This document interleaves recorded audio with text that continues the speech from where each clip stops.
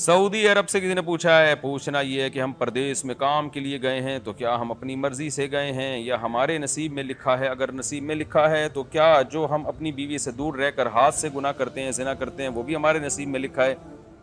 کیا بیرون ملک کام کرنے سے رزق بڑھ جاتا ہے؟ اتنا ہی ملتا ہے جتنا انسان کے نصیب میں لکھا گیا ہو۔ دیکھیں جو کچھ ہو رہا ہے سب نصیب میں پہلے سے لکھا ہوا ہے، لیکن ہمیں نہیں پتا ہوتا کیا لکھا ہوا ہے، تو ہم نے تو وہی کرنا جو ہماری سمجھ میں آ رہا ہے۔ تو یہ تو اللہ کے علم میں ہے کہ کیا لکھا ہوا ہے، آپ نے تو وہ کرنا ہے جو آپ کی سمجھ میں آ رہا ہے۔ آپ برا کریں گے آپ کو سزا ملے گی، اور سزا بھی نصیب میں لکھی ہوئی ہوگی۔ آپ اچھا کریں گے تو اس کو آپ بدلہ اچھا ملے گا، اور وہ اچھا بدلہ بھی آپ کے نصیب میں لکھا ہوا ہوگا۔ تو آپ نے گراؤنڈ ریئلٹی کو دیکھ کے فیصلہ کرنا ہے کہ میں نے کیا کرنا ہے۔ تو اگر آپ بیرون ملک رہ کر اپنے ملک میں آپ نہیں کما سکتے اور بیوی بچوں کے ضروری خرچے پورے نہیں کرتے تو مجبوراً بیرون ملک جانا پڑتا ہے آپ کو۔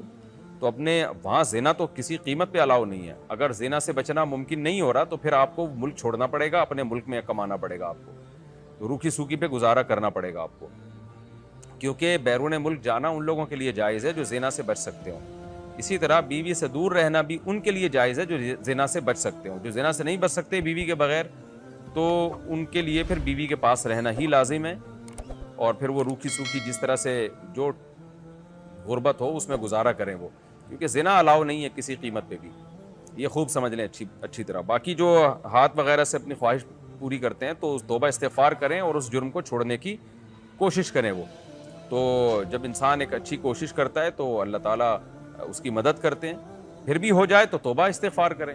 لیکن زنا تو کچھ بنتا ہی نہیں ہے نا، زنا کا تو زنا تو بہت بڑا گناہ ہے۔ ہینڈ پریکٹس بھی گناہ ہے، لیکن ظاہر ہے زنا جتنا گناہ تو نہیں ہے، تو وہ بھی دونوں گناہ ہے، دونوں چھوڑنے ہیں۔ لیکن زنا تو اس پہ تو شریعت نے 100 کوڑے رکھے ہیں۔ شادی شدہ زنا کرے تو اس پہ تو رجم رکھا ہے، بہت زیادہ بڑی سزا ہے زنا کی۔